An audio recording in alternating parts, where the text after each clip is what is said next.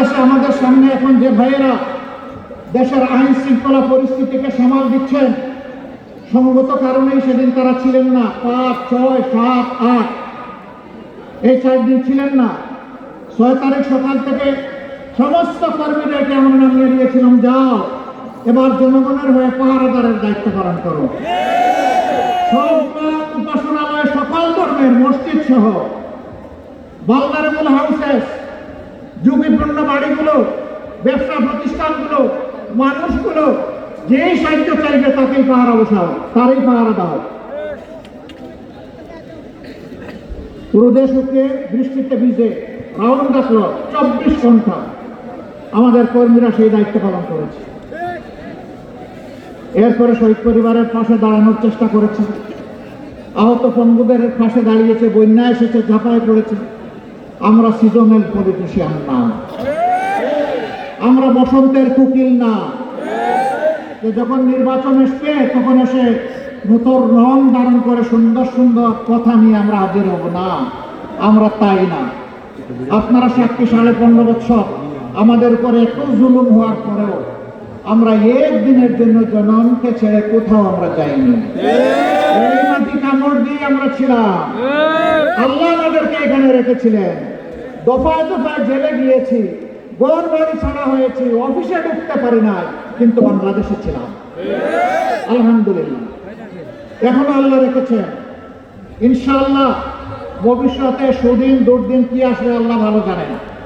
কথা দিচ্ছি, বাংলাদেশ ছেড়ে কোথাও যাব না ইনশাআল্লাহ।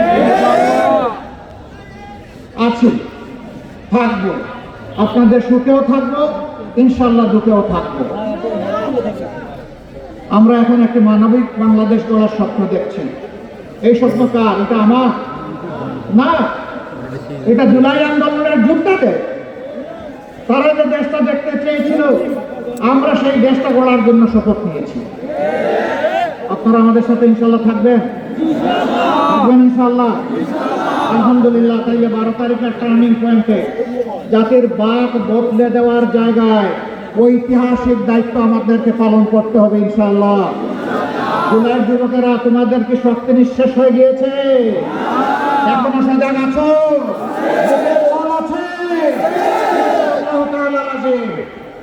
একটা সুষ্ঠু নির্বাচন এই জাতি আগামী 12 তারিখ আদায় করে ছাড়বে ইনশাআল্লাহ। আমি বিভিন্ন জায়গায় শুনতে পাচ্ছি, যারা আমাদের মতো মজলুম ছিলেন 15.5 বছর, তারা এখন ভিন্ন ভূমিকায় অবতীর্ণ হয়েছেন। মানুষকে কষ্ট দিচ্ছেন, চাঁদাবাজি করছেন, দুর্নীতি করছেন, মামলা বাণিজ্য, দখল বাণিজ্য করছেন। শুধু তাই না, এখন নির্বাচন সামনে রেখে সম্ভাব্য নির্বাচনী এজেন্টদেরকে ঘরে ঘিরে দিয়ে নাকি তারা হুমকি দিচ্ছেন। বলে যান, সেদিনের কবর রচনা হয়ে গেছে। আমার ভোট আমি দিব, তোমারটাও আমি দিব, এই দিন এখন আর নাই। আপনার ভোট আপনি দিবেন, আমারটা আমি দেব ইনশাআল্লাহ। আপনার পছন্দ মতো আপনার ভোট দেন, 18 কোটি মানুষ তাদের পছন্দ মতো তাদের ভোট দেবে। এখানে আবার গায়ের শক্তি, কালো টাকা, ইঞ্জিনিয়ারিং এবং ম্যানুয়ারিং কিছুই মানা হবে না।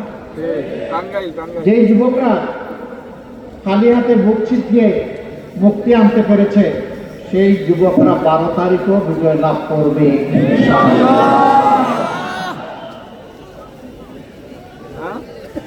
আমাদের দুটো ভোট, যুবকরা,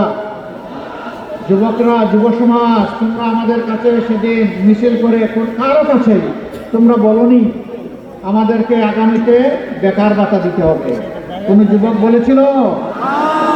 আমাদের যুবকরা কারো বেকার ভাতা চায় না। এই যুবকরা অধিকারের জন্য, কাজের অধিকারের জন্য লড়াই করেছিল। আমরা কথা দিচ্ছি, তোমাদের হাতকে শিক্ষার প্রশিক্ষণ দিয়ে ভরে দেবো ইনশাআল্লাহ। তারপরে তোমাদের মজবুত হাতে কাজগুলা তুলে দেবো ইনশাআল্লাহ। এরপরে বলবো, আমাদের বাংলাদেশটা তোমরা গড়ে দাও। আমরা আগামীর বাংলাদেশ তোমাদের হাতে উপহার দিতে চাই। যুবকরা তৈরি আছে? হাত তুলুন। মাশাআল্লাহ, আবার বৃদ্ধ বনিতা সবাই যুবক। ইয়েস, তাইলে আমিও যুবক। ইনশাআল্লাহ যৌবনের প্রত্যাশার বাংলাদেশ। আগামী 15 তারিখ আমরা নতুন সূর্য খুঁজে পাবো ইনশাআল্লাহ।